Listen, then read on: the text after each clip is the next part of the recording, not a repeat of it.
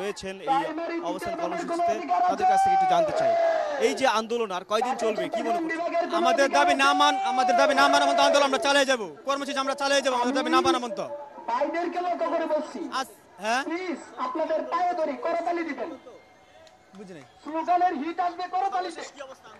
আন্দোলন তো আমাদের দাবি অন্য কোনো আমাদের উপায় কোনো পরামর্শ আসছে না, আমাদের দাবি এখনো মানতেছে না।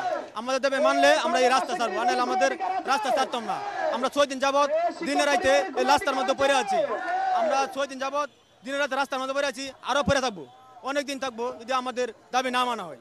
এই সরকার আমাদের নিয়োগ দিছে, এই সরকার আমাদের জয়েন দিতে হবে। সর্বশেষ অবস্থা হচ্ছে আমাদের এটা আগের নিয়োগ ছিল, তো 2023 সালে যখন নিয়োগটা ছিল, পরবর্তীতে একই সার্কুলারের 3 ধাপ হয়েছে, প্রথম ধাপ এবং দ্বিতীয় ধাপ। যেহেতু কোটার ভিত্তিতে ছিল আগে, তাহলে আমাদের তৃতীয় ধাপ কেন বাদ যাবে? আমাদের দাবি হচ্ছে আমাদের একই সার্কুলার যেহেতু, সেহেতু আমাদের এই দাবিটা পূরণ করা হোক, অতি সত্বর আমাদের হচ্ছে এই নিয়োগটা প্রদান করা হোক, নাহলে আমরা কঠোর আন্দোলনে যাব। আপনারা তো 6 দিন ধরে আন্দোলন করছেন, কি বলছেন কর্তৃপক্ষ কি বলছেন? তারা বলছে যে আশ্বস্ত করছে, কিন্তু আমরা আশ্বস্ত মানি না। আমরা চাই আমাদের আজকের মধ্যে নিয়োগ প্রদান করা হোক, আমরা এই ধরনের আশ্বস্ত চাই না।